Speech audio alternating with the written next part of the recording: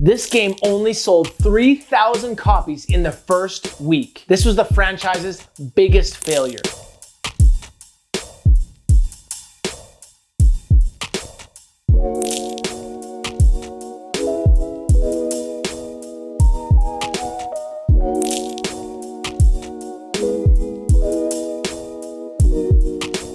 What's up guys, my name is Levi, this is Shred Shop, connecting you to skateboarding, and today we're doing the history of skateboard video games. In this video, we're gonna go over how skateboard video games started, how they changed to adapt with skateboarding over the years, and where they're at today. Let's head all the way back to 1986. We have to go back!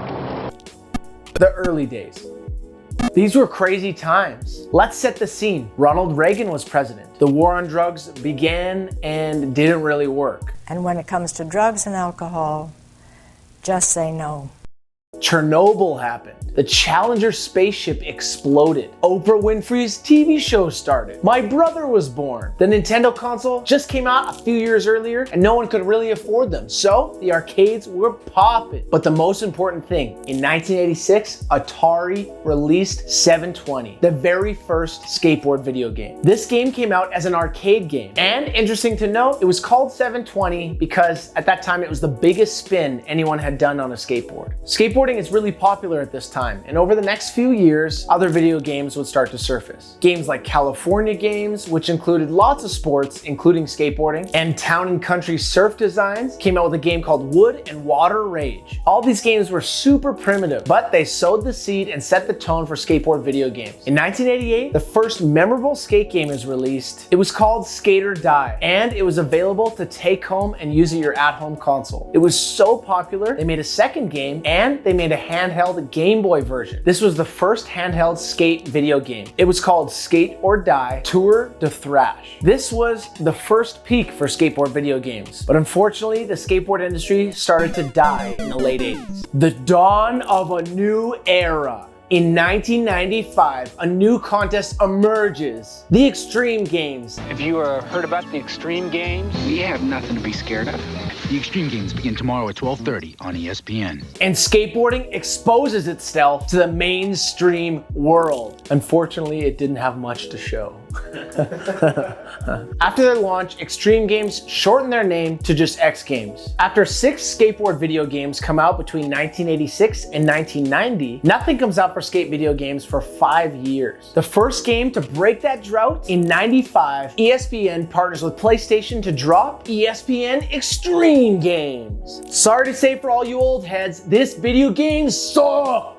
It also came out with mountain biking, rollerblading, and street luge. If it came out today, it would for sure have scootering. With this release, they wanted Tony Hawk to be the face of it. But obviously, he said no, because he doesn't ride scooters. After this release, even ESPN didn't want to be affiliated with such a piece of hot garbage. So after that, they get rebranded to something so epic. 1 Extreme, 2 Extreme, and 3 Extreme. After that, 1997, Sega releases Top Skater and Street Skater, which both are forgettable because they kind of suck. In 1989, the Thrasher Skate and Destroy game came out. Unfortunately for this game, it came out only a few months before the first THPS, which means it didn't really get off the ground. But you could play it on Game Boy Color, which for any of you kids who are under the age of 25, you have no idea what I'm talking about. Tony Hawk Pro Skater. In August 1999, Tony Hawk Pro Skater 1 is released to the entire world. The thing is, Tony Hawk is a huge gamer nerd. You can't tell because he doesn't wear glasses, but he was asked multiple times to be involved with so many different video games, and he said no until now. They actually approached him in September 1998, so a year before it came out. He play tested the game and was really impressed because the storyline and the focus of the game was really based around skateboarding, where a lot of the other games were based on random stuff that sucked, like racing or even adventures where you're doing stuff you happen to be on a skateboard, but you're just doing other junk. This one was focused on the skaters and the tricks. It's interesting to note that Neversoft actually had only made one other video game before THPS. It was called Apocalypse with Bruce Willis. So in all of the Tony Hawk Pro Skater beta versions that he test played, they actually had Bruce Willis as the main character while he was shrouping. Bruce Willis isn't the only weird character that Tony Hawk Pro Skater games have seen over the years. Secret characters that have been in the game over the franchise have included people like Spider-Man, Darth Maul, Wolverine, Eddie from Iron Maiden, Iron Man, Shrek, Nodus, the different stars of Jackass, Bigfoot, a Call of Duty soldier, and the entire band Kiss. And that's just to name a few. Let us know below, what was your favorite secret character in the Tony Hawk Pro Skater video games? Maybe there's some we missed. Right before the video game officially came out, Tony Hawk lands his first ever 900. This broke the ceiling on skateboard tricks. So what Tony had to do, he emailed his contact at Neversoft, said this has to get in the video game. So they rushed and put the 900 in the video game before it was finalized. When Tony Hawk Pro Skater was first released, it was the best-selling video game in the world for that Christmas. They sold over 5 million copies just for PlayStation alone. They also did an amazing job at bridging skateboarding and video games together, where all the pros that were in the video game now all of a sudden became household names and people that didn't even skateboard. The popularity of it was shocking to see how many people started to come up and say like, oh, I play you in that game.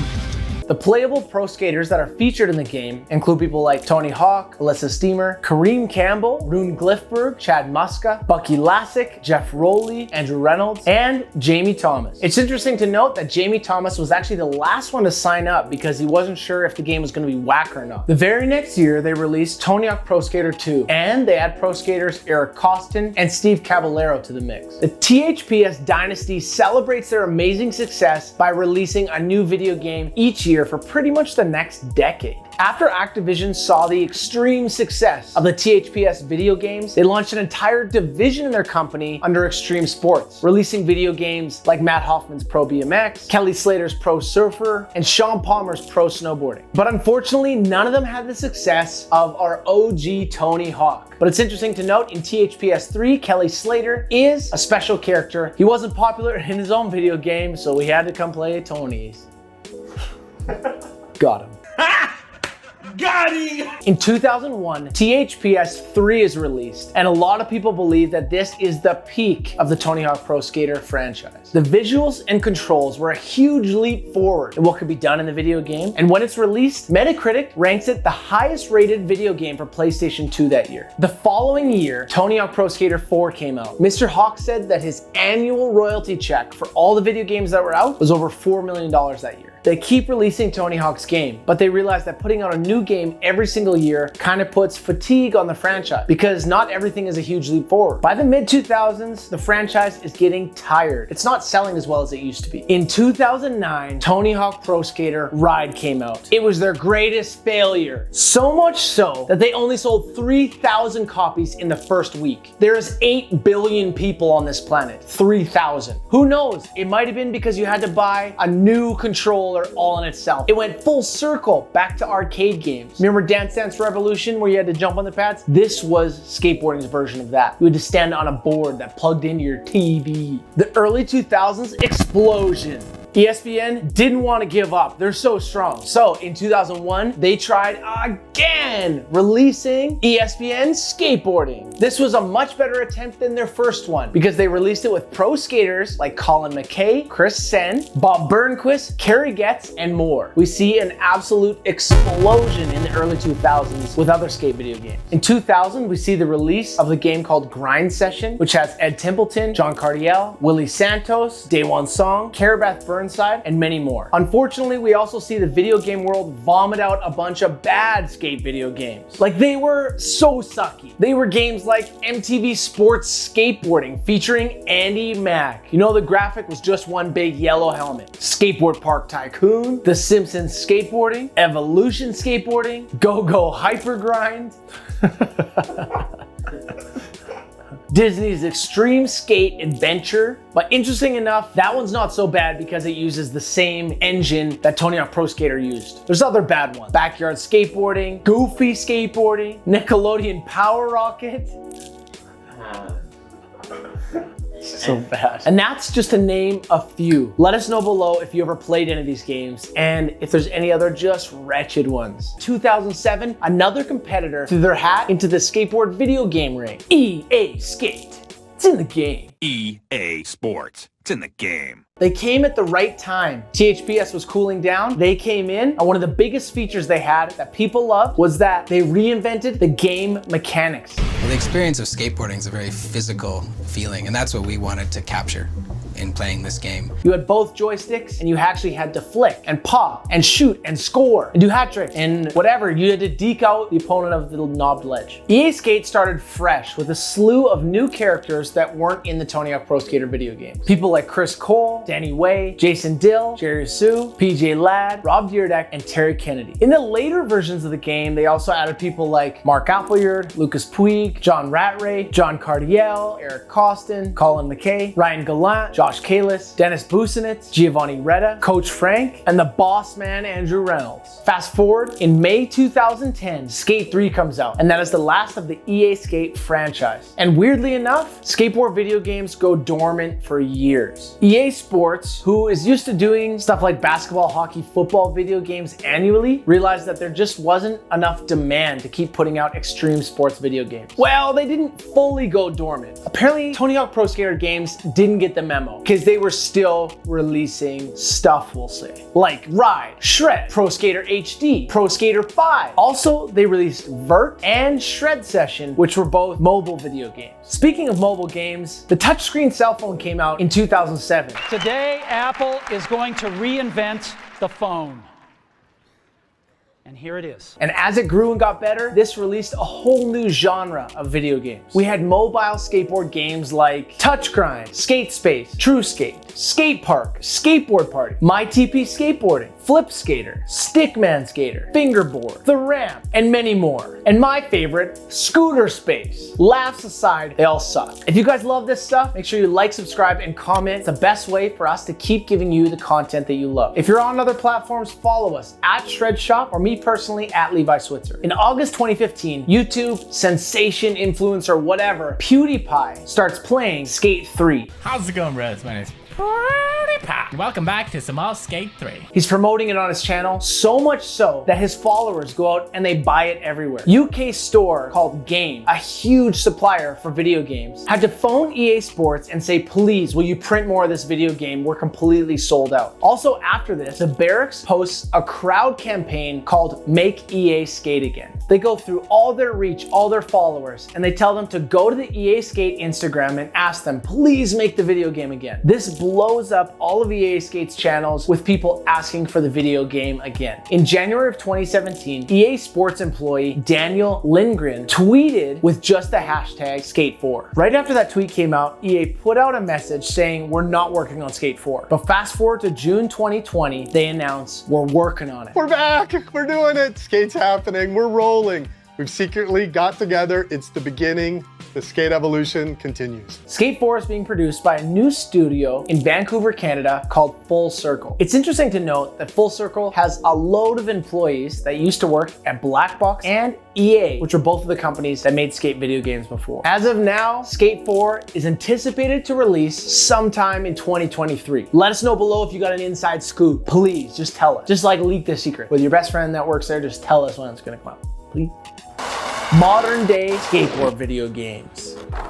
In 2018, the Skater XL video game comes out. In this game, you can play pros like Thiago Lemos, Evan Smith, Brandon Westgate, and Tom Asta. Also in this year, the game called Session came out, and that was made by Montreal game developer Creature Studios. If you haven't noticed, Canada is the best at developing the games for you, because we can't do anything all winter anyways. We're sit on our frozen fat butts. The playable characters in that game are Manny Santiago, Billy Marks, Mark Appleyard, and our main homie, Beagle. Session of all the games seems to be kind of the most core, most geared towards skateboard history and nerds, so we're about it. They have built-in really famous spots like the Brooklyn Banks, Hubba Hideout, El Toro, Hollywood High. I don't know, there's lots of spots in there. But the cool thing is, when you go and skate those spots in the game and you do tricks that have been done on there, you unlock certain points and different features in the game. And then in 2020, Tony Hawk Pro Skater 1+2 comes out. This is a remake remastered version of the classic THPS 1 and 2. Obviously way better graphics. It also has all the OG characters that were in there, and they added people like Lizzie Armanto, Letitia Buffoni, Leo Baker, Shane O'Neill, Nigel Houston, Tyshawn Jones, and Riley Hawk. Nepotism much? I'm just kidding, I like Riley. Guys, video games aren't going anywhere. You and me both know that because we all are nerding out as our knees hurt more from skateboarding. So what do you think the future is? Skate 4 is coming out obviously soon, but then you got other stuff. Is THPS gonna keep creating games? Are we gonna be able to skateboard in the metaverse? Check this out. Wow. So that's pretty neat. I don't know, maybe you'll be able to reuse that THPS ride board in the metaverse. I don't know. Let us know below what is the craziest thing that you think is actually possible in skate video games for the future. Guys, that's gonna be it. Thank you so much for watching. I'm Levi, this is Shred Shop, connect you to skateboarding, and you just watched the history of skateboard video games. Guys, if you care about skateboarding and you don't wanna see it hit another lull, and you don't wanna see big corporations take it over, support your local skateboard shop. Local skate shops fund money into local community programs and people learning how to skate, and then it goes back into giving value to you. Buy your shoes, clothes, decks, whatever. Local shops that support skateboarding supports you. Stay tuned for comment of the week. Oh, we got a spicy one for all you guys, my friends. It's from a guy named Jordan. He says, remind me to never subscribe to your BS videos, get a real job. Jordan, you hurt my feelings.